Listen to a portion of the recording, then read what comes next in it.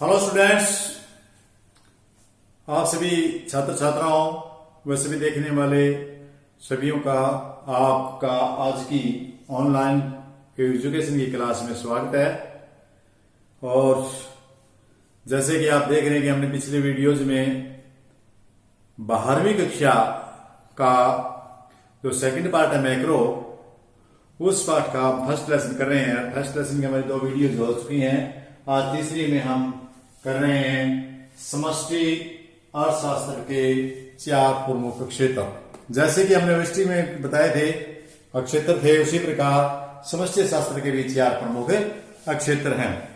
तो अध्ययन की दृष्टि से की प्रकृति से हम देखें तो अर्थव्यवस्था का कई क्षेत्र में वर्गीकरण किया जा सकता है, लेकिन यह विस्तृत रूप से यदि हम अर्थव्यवस्था को 4 क्षेत्रों में वर्गीकृत कर सकते हैं। सबसे पहले नंबर 1 हम इसको करेंगे उत्पादक क्षेत्र। उत्पादक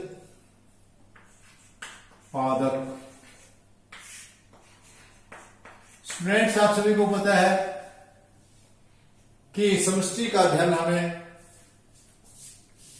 उत्पादक क्षेत्रों के सेवाओं और वस्तुओं का उत्पादन करता है।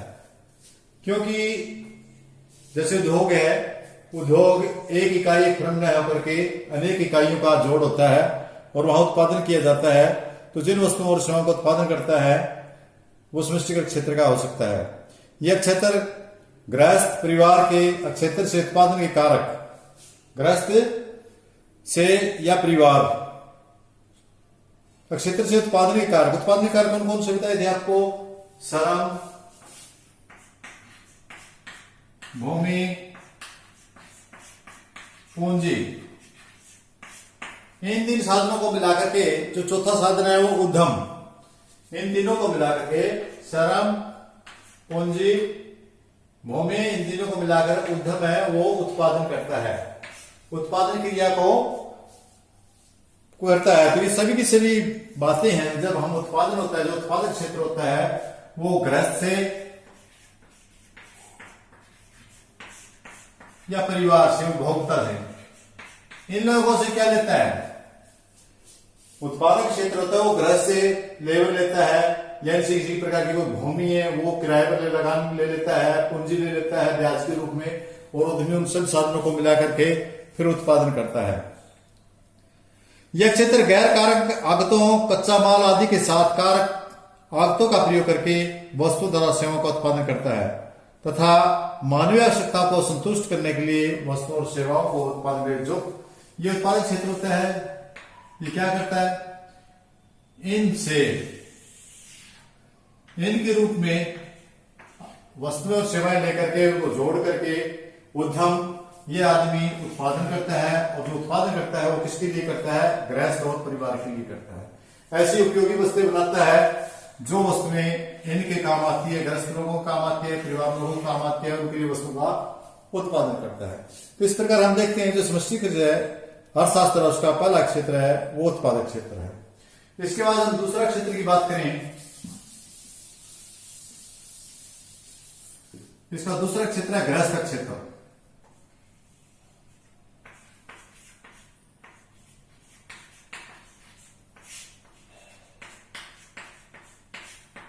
समष्टिगत अर्थशास्त्र का अध्ययन हम उत्पादक क्षेत्र में नहीं बल्कि गृहस्थ क्षेत्र में भी करते हैं। गृहस्थ क्षेत्र वस्तु और सेवाओं का उपभोग करता है। जो ये क्षेत्र ने उत्पादन किया उसको उत्पादन कौन करता है? जो इन्होंने उत्पादन किया उसको उपभोग कौन करता है? ये क्षेत्र करता है। तो जो इसमें वस्तु बनेगी वे सारी क्षेत्र प्रयोग करेगा और यही उनको प्रयोग करके अपने जीवन चलाता हुआ अपनी सेवाएं देगा। गृहस्थ क्षेत्र उत्पादन के कारक का स्वामी होता है, क्योंकि ये श्रम भी देता है, पूंजी भी देता है और उसके अलावा उद्यम भी इसी में से होते हैं। तो यह क्षेत्र कारक और सेवाओं के उत्पादक क्षेत्र को करके वस्तुओं और सेवाओं के उत्पादन में अपनी अहम भूमिका निभाता है और कारक सेवाओं के बदले में प्राप्त, इससे जो अपनी गृहस्थ है क्षेत्र इसको अपनी सेवाएं देता है, अपना श्रम देता है, उसके बदले में इससे आय प्राप्त होती है। जो गृहस्थ आदमी है ये एक दूसरे के पूरक है। ये जो सामान तैयार करेगा, उत्पादन तैयार करेगा, वो इसके लिए करेगा और ये अपनी सेवाएं उत्पादन को देगा और बदले में आय प्राप्त करेगा। आय लेकर के उस आय से ये इससे अपना उत्पादन खरीदे, जो इसकी दैनिक आवश्यकताओं की वस्तु है उनको खरीदे। इसके बाद समष्टि अर्थशास्त्र में जो तीसरा नंबर है हमारा वो है सरकारी। तीसरा क्या हमारा सरकारी क्षेत्र। सरकारी क्षेत्र हम व्यक्तिगत में सरकारी क्षेत्र की का कोई जिक्र नहीं कर रहे थे, लेकिन यहां सरकारी क्षेत्र है क्योंकि सरकारी क्षेत्र सरकार का जब फर्म बनती है, उद्योग बनते हैं, तो वहां कोई कर लगाना पड़ता है, किसी कमजोर फर्म को आर्थिक सहायता देनी पड़ती है, इसलिए इस चीज इसको यानी कंट्रोल करती है, वो गवर्नमेंट सेक्टर कंट्रोल करता है इस सारी चीज को। तो गृह क्षेत्र उत्पादक क्षेत्र के साथ साथ सरकारी क्षेत्र का अपना विशेष योगदान है। यह क्षेत्र कराधान, आर्थिक सहायता आदि से संबंधित कार्य करता है। सरकारी क्षेत्र गृह क्षेत्र से प्रत्यक्ष कर, जैसे जो आय होती है उसकी आय पर जो कर है वो कर लगाती है। जैसे एक टीचर है और उस टीचर पर उसका इनकम का टैक्स या इनकम टैक्स भरता है। कोई भी जो भी कोई उत्पादन के क्षेत्र में अपना कार्य है, अपनी सेवा देता है, उसके ऊपर टैक्स लगाया जाता है, जिसको हम प्रत्यक्ष कर कहते हैं। और उत्पादक क्षेत्र से अप्रत्यक्ष कर लेता है, और तथा उत्पादन क्षेत्र तथा निगम कर के रूप में भी आय प्राप्त करता है। जो ये सरकारी क्षेत्र है ये क्या करता है, इन दोनों को संभालने के लिए इससे डायरेक्ट टैक्स और इससे इनडायरेक्ट टैक्स मिलता है। जो ये क्षेत्र हमारा सरकारी क्षेत्र है ये क्या करता है कि ये इससे कौन सा टैक्स मिलता है, जो सरकारी क्षेत्र से टैक्स मिलता है डायरेक्ट प्रत्यक्ष कर, और इससे अप्रत्यक्ष कर।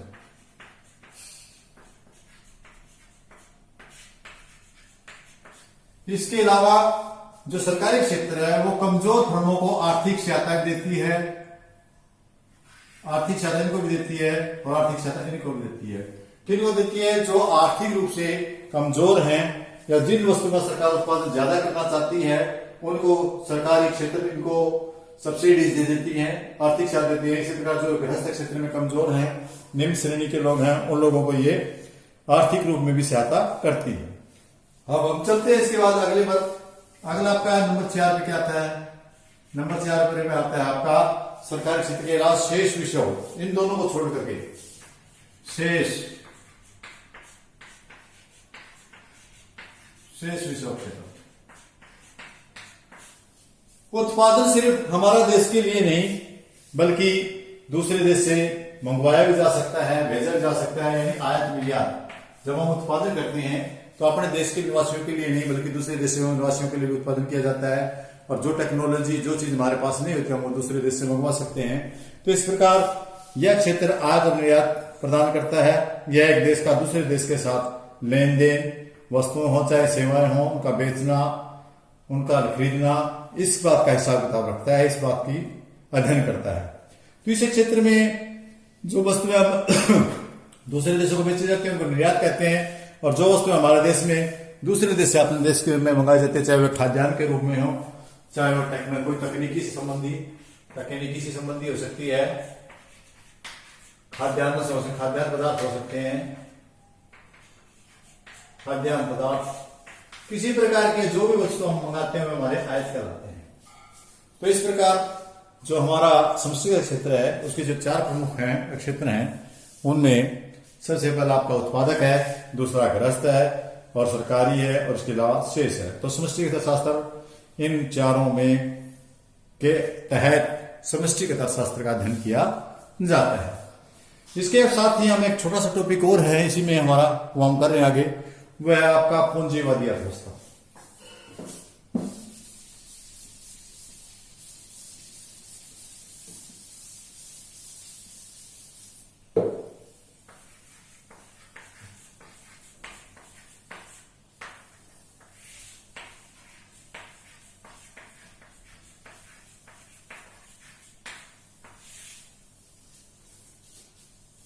पूंजीवादी अर्थव्यवस्था क्या है, कैपिटलाइज्ड इकोनॉमिक्स क्या है आपकी, कैपिटलाइज्ड इकोनॉमिक्स पूंजीवादी अर्थव्यवस्था से हमारा अभिप्राय उस अर्थव्यवस्था से है जिसमें आर्थिक क्रियाओं को बाजार की शक्तियों की स्वतंत्र अंतरक्रिया पर छोड़ दिया जाता है।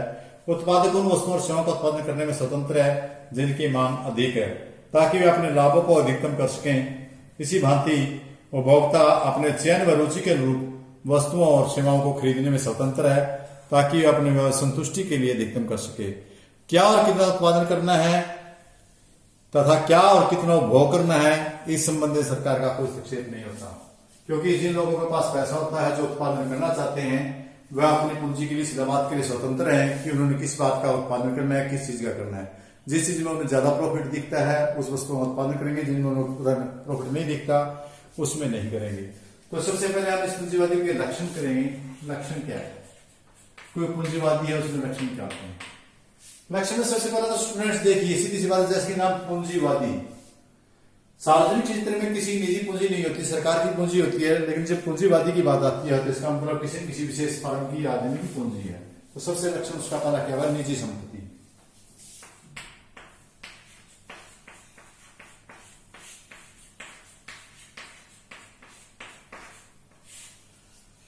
नाम से ही आपको पता चल रहा है कि निजी संपत्ति होगी। इस संपत्ति में किसी निजी संपत्ति, आदमी अपने खुद की संपत्ति है, उस संपत्ति से उत्पादन कर रहा है, उसको लगा करके उत्पादन कर रहा है। तो इस अवस्था में लोगों की जो संपत्ति है वो रखने की और अपनी इच्छानुसार प्रयोग करने की पूर्ण अधिकार प्राप्त होता है। यहाँ स्टूडेंट्स हम ध्यान रखें कि पूर्ण प्रतियोगिता की बात नहीं है, सिर्फ पूंजी अर्थव्यवस्था की बात करें हम, जहां पर पूंजी प्राइवेट प्रॉपर्टी लोगों की होती है वहां पर। यहाँ पर लोगों को प्राइवेट प्रॉपर्टी रखने का अधिकार है, अपनी इच्छा अनुसार कोई भी काम करने का पूर्ण अधिकार है। सरकार लोगों के इस अधिकार की रक्षा करते हैं। तो उत्पादन के सभी साधन जैसे मशीन, उत्पादन के साधन क्या है?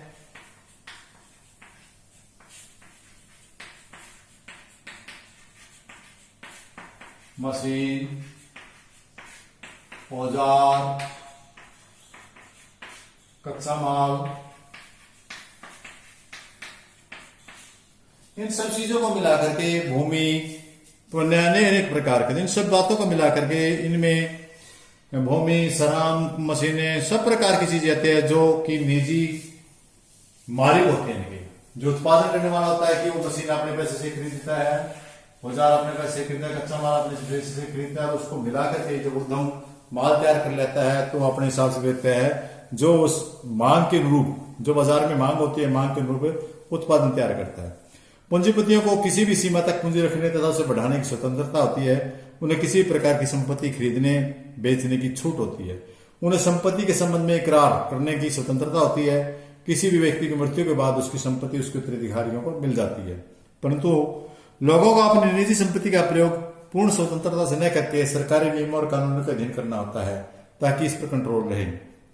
पूंजीवादी में ऐसी पूंजी भी होती है जिस पर सरकार तथा सारे समाज का अधिकार होता है, जिसको हम जैसे सड़कें हैं, रेल है, इसके अलावा आपके विश्वविद्यालय, अस्पताल, पार्क हैं, अस्पताल हैं, विश्वविद्यालय हैं, इन पर सब लोगों का अधिकार है, जिसको हम सार्वजनिक पूंजी भी कहते हैं। समाज कल्याण सरकार में, जहां समाज कल्याण लोकतंत्र होता है वहां इसकी जरूरत होती है, वहां पर इस चीज को भी साथ साथ में किया जाता है। तो स्टूडेंट्स यहाँ सबसे मेरा पहला पॉइंट था वो ये था कि जो इसके हम लक्षण कर रहे हैं पूंजीवादी अर्थव्यवस्था के लक्षण, पूंजीवादी अर्थव्यवस्था के लक्षण कर रहे हैं, उसमें सबसे पहला हमारा निजी संपत्ति की, इसमें संपत्ति उद्यमी की खुद की होती है, वो अपने अनुसार उत्पादन करता है। दूसरा इसमें कीमत की अंतर,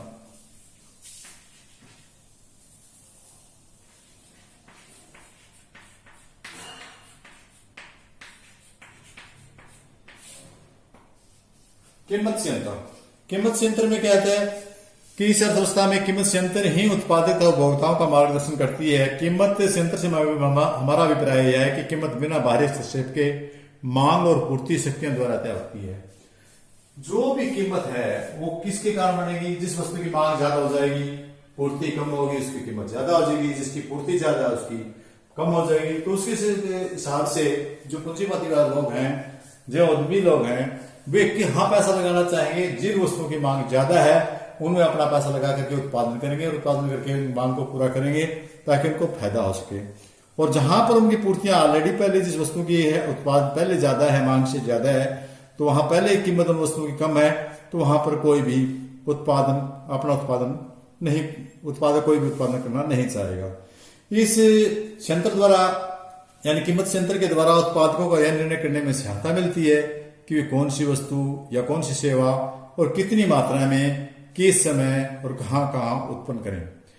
कीमत के द्वारा ही इस अर्थव्यवस्था में मांग और पूर्ति के संचालन व समन्वय के द्वारा लिया जाता है। सारी की सारी आर्थिक क्रियाएं, चाहे उपभोग है, उत्पादन है, विनिमय है, वितरण है, निवेश, बचत, सब कीमत संयंत्र के निर्देश पर ही चलती है। क्योंकि उपभोग है, ये भी हम वस्तुओं की कीमत के अनुरूप भी करते हैं। वस्तुओं की कीमत कितनी है उसके हिसाब से हमारा उपभोग करते हैं, उस पर खर्च करते हैं। और उत्पादन है, वो भी जिस वस्तु की मांग ज्यादा है उसका उत्पादन किया जाता है, जिस वस्तु की मांग कम है उसका उत्पादन कम किया जाता है। वस्तुओं का लेन देन भी इसी प्रकार होता है, वितरण भी इसी प्रकार होता है, और निवेश और बचत भी। क्योंकि हम उस चीज पर ज्यादा निवेश करेंगे जहां पर हमें लाभ ज्यादा दिखेगा, और जहां लाभ कम दिखेगा वहां पर हम निवेश करने के बजाय बचत पर ज्यादा ध्यान देंगे। तो यहाँ पर बचत और निवेश में भी हम निर्णय लेते समय कीमत संयंत्र का विशेष ध्यान रखेंगे। आगे चलते हैं हम। इसके बाद अगला पॉइंट है उद्यम की स्वतंत्रता।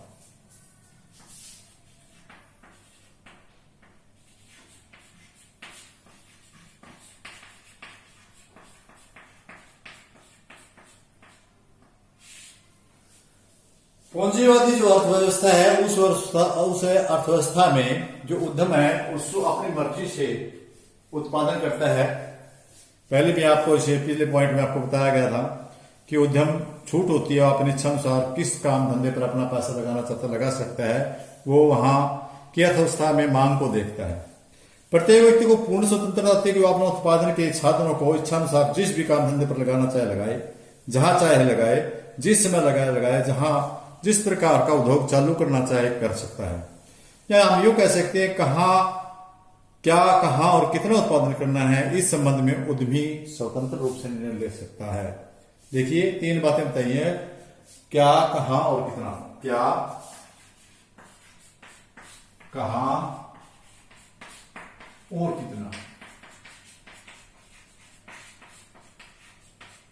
हम बात करें पूंजीवादी अर्थव्यवस्था में जो उद्यमी है, फैक्ट्री में जो पैसा लगाना चाहता है, उद्योग में जो पैसा लगाना चाहता है, उसको क्या तैयार करना है, किस चीज का उत्पादन करना है, वो वहां की मांग और पूर्ति को देखेगा, कीमत को देखेगा।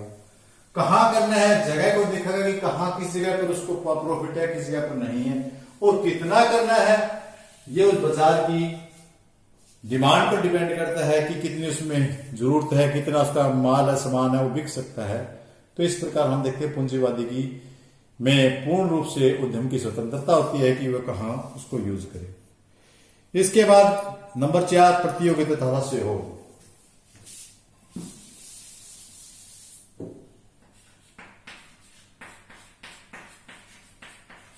प्रतियोगिता से हो। देखने में दोनों शब्द एक दूसरे के विपरीत लग रहे हैं। एक जगह मुकाबला है, कंपटीशन है और दूसरे कोऑपरेशन है। तो दोनों है अलग अलग से लग रहे हैं, लेकिन दोनों में ही इस अर्थव्यवस्था में दोनों की तालमेल होता है। इस अर्थव्यवस्था में उद्यम की स्वतंत्रता होने के कारण प्राय प्रत्येक वस्तु उत्पादक की बहुत अधिक संख्या होती है।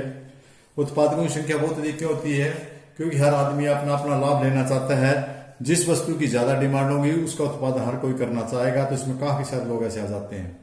इसमें जिन वस्तुओं को बेचने के लिए प्रतियोगिता होती रहती है, जब उत्पादन, मांग और पूर्ति ने जिस वस्तु की मांग बताई, जिसके उत्पादक ज्यादा होगा तो आपस में एक दूसरे की प्रतियोगिता भी होगी। क्योंकि जिस वस्तु को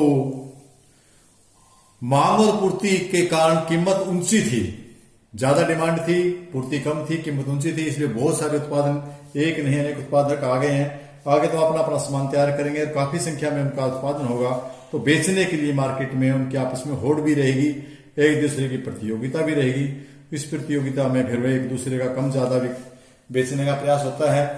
क्रेताओं में भी किसी वस्तु को खरीदने के लिए प्रतिस्पर्धा रहेगी, मुकाबला रहेगा, क्योंकि वो जहां वही वस्तु, सेम वस्तु से एक जगह की बजाय दूसरी जगह सस्ती मिलेगी तो वो वहां से लेने का प्रयास करेगा। वो महंगी वस्तु क्यों लेगा? तो इसमें उन वस्तुओं के बेचने में प्रतियोगिता होती रहती है। क्रेताओं में भी किसी वस्तु को खरीदने के लिए मुकाबला रहता है। मजदूरों में भी किसी की नौकरी प्राप्त करने में प्रतिस्पर्धा रहती है कि कौन किस कहाँ करे, जहां पैसा ज्यादा मिले वहां जाएगा मजदूर भी। ये श्रमिक भी एक दूसरे को मिलकर के मशीनों के सहयोग से काम करते हैं। इस प्रकार प्रतियोगिता में और सहयोग दोनों एक साथ साथ चलते हैं। श्रमिक है जो मजदूर हैं वे भी साथ साथ में मिलकर के काम करते हैं एक दूसरे के साथ। इस प्रकार हम कह सकते हैं प्रतियोगिता भी है, सहयोग भी, क्योंकि एक के सहयोग के बिना दूसरा सहयोग नहीं हो सकता। एक कारखाना लगा हुआ है, उसमें एक आदमी टेक्निकल से कामयाब है, वो दूसरे आदमी में जाकर के उसी काम को अपना सकता है, उसी काम से सहयोग कर सकता है। इसके साथ हमारा इसकी जो अगला लक्षण है वो लाभ प्रेरणा।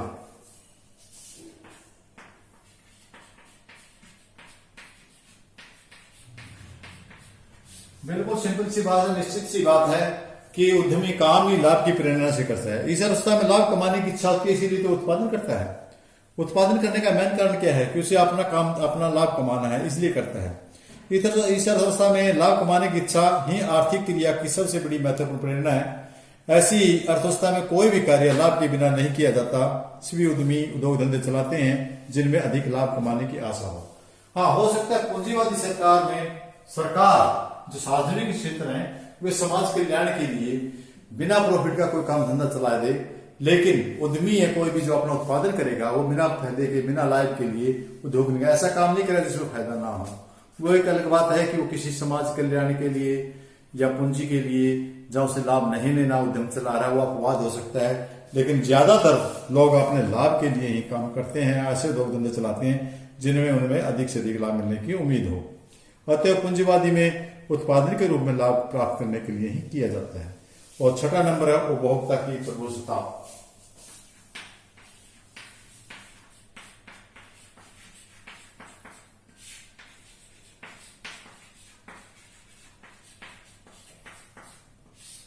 प्रभुत्वता मैन होली डोली। तो देखिए यहां पर पूंजीवादी अर्थव्यवस्था में उपभोक्ता की प्रभुत्वता का विशेष ध्यान होता है, क्योंकि सारा का सारा ढांचा उपभोक्ताओं की इच्छा और मांग पर आधारित होता है।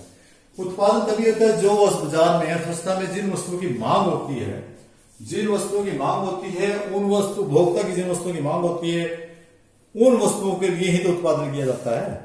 तो सारा का सारा ढांचा वो उपभोक्ताओं की इच्छा और मांग पर आधारित रहता है। अतः उद्यमी केवल और केवल उन्हीं वस्तुओं और सेवाओं का उत्पादन करने में अपना पैसा खर्च करेंगे, निवेश करेंगे जिनकी उपभोक्ता मांग करते हैं। अर्थात जिनके लिए उपभोक्ता अधिक कीमत देने को तैयार है वो उत्पादन करेंगे, और जिनमें उनको पहले बेनिफिट नहीं है वो घाटे की तरफ क्यों जाएंगे, क्यों करेंगे उनका उत्पादन। उपभोक्ता उन वस्तुओं का उपभोग करते हैं जिन्हें उन्हें अधिकतम संतुष्टि प्राप्त हो। उपभोक्ता इस बात के लिए छूट होती है कि वो आपने कितनी है, किस पर उपयोग करे। कोई जरूरी नहीं है कि कौन आदमी किस पर करे, वो तो अपने भविष्य के लिए कुछ धन बचाना ही चाहेगा। जो उपभोक्ता होता है वो कुछ धन उपभोग वस्तुओं पर खर्च करेगा, प्लस में बचत पर करेगा।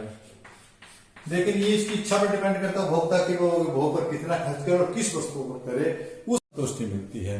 अधिकतम संतुष्टि मिलने वाली वस्तुओं पर ज्यादा खर्च करना पसंद करेगा। इसके साथ साथ इसका एक और रहता पॉइंट कि श्रमिक की वस्तु के रूप में प्रयोग, श्रमिक है उसका वस्तु के रूप में प्रयोग।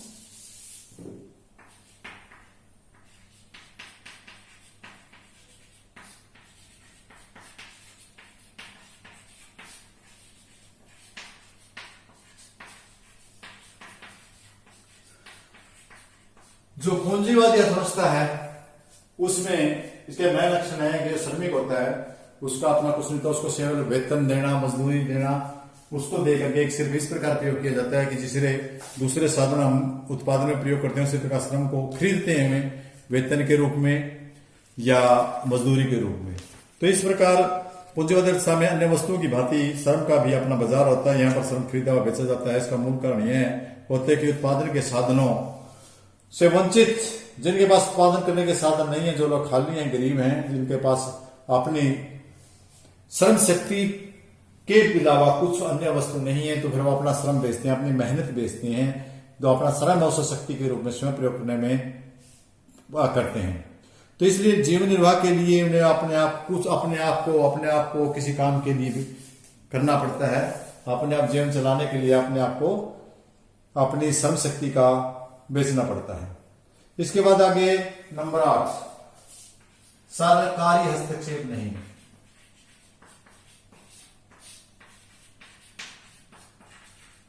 पूंजीवादी हस्तक्षेप नहीं। पूंजीवादी अर्थव्यवस्था का यह लक्षण है कि इसमें कोई सरकार का हस्तक्षेप नहीं होता। पूंजीवादी सरकार आर्थिक क्रियाओं में को कोई हस्तक्षेप नहीं करती। उत्पादन उपभोक्ता अपने अपने निर्णय लेने के लिए स्वतंत्र हैं। उपभोक्ता को किस वस्तु की खरीद करनी है, किसकी नहीं करनी है, इसके बारे में सरकार कोई अपना निर्णय नहीं देती। इसी प्रकार किसको कौन सा उत्पादन करना है तो उत्पादक के ऊपर भी कोई पाबंदी नहीं होती। सरकार का कार्य सिर्फ देश की कानून व्यवस्था बनाए रखना है तथा बाहरी आक्रमण से देश की रक्षा करना होता है। ऐसा लक्षण पूंजीपति अर्थशास्त्र का। अगला आपका इसका स्वहित।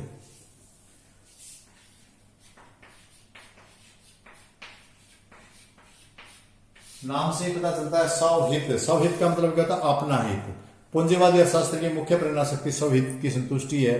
चाहे कुछ भी हो, अपना भला होना चाहिए, किसी का हो ना हो, खुद का होना चाहिए। स्वहित से हमारा अभिप्राय उस इच्छा से है जिसमें के परिणाम स्वरूप श्रमिक व्यापारी अधिक मौद्रिक आय प्राप्त करना चाहते हैं, उपभोक्ता अधिक संतुष्टि प्राप्त करना चाहते हैं। तो इससे समाज में सभी सदस्यों को विवेकशील माना जाता है। क्यों माना जाता है? जो मजदूर काम करेगा वो वहां काम करेगा जहां से अधिक मजदूरी मिलती है, और आदमी भी उस वस्तु का उत्पादन करेगा उसे जहां अधिक लाभ मिलता है। जो अपना उपभोक्ता है वो भी उस वस्तु को खरीदना पसंद करेगा जहां उसे अधिकतम संतुष्टि मिलती है। तो प्रिय छात्रों, इसमें वही है। तो इस प्रकार इसके काफी लक्षण थे। हम पूंजीवादी अर्थव्यवस्था के गुणों की और अवगुणों की कल की वीडियो में चर्चा करते हैं। आज के लिए मेरे ख्याल में आप लोगों के लिए काफी, आपने अच्छे से करके आना है। जो आपका प्रश्न है वो आज आपका प्रश्न बनता है। एक तो प्रश्न बनता है आपका समष्टि अर्थशास्त्र के 4 क्षेत्र, और दूसरा प्रश्न बनता है आपका पूंजीवादी अर्थशास्त्र के मुख्य लक्षण। ये करके आएंगे आप। सभी बच्चों का क्लास 9 करने के लिए बहुत बहुत धन्यवाद। पढ़ते रहिए, करते रहिए, सीखते रहिए और आगे बढ़ते रहिए। जय हिंद।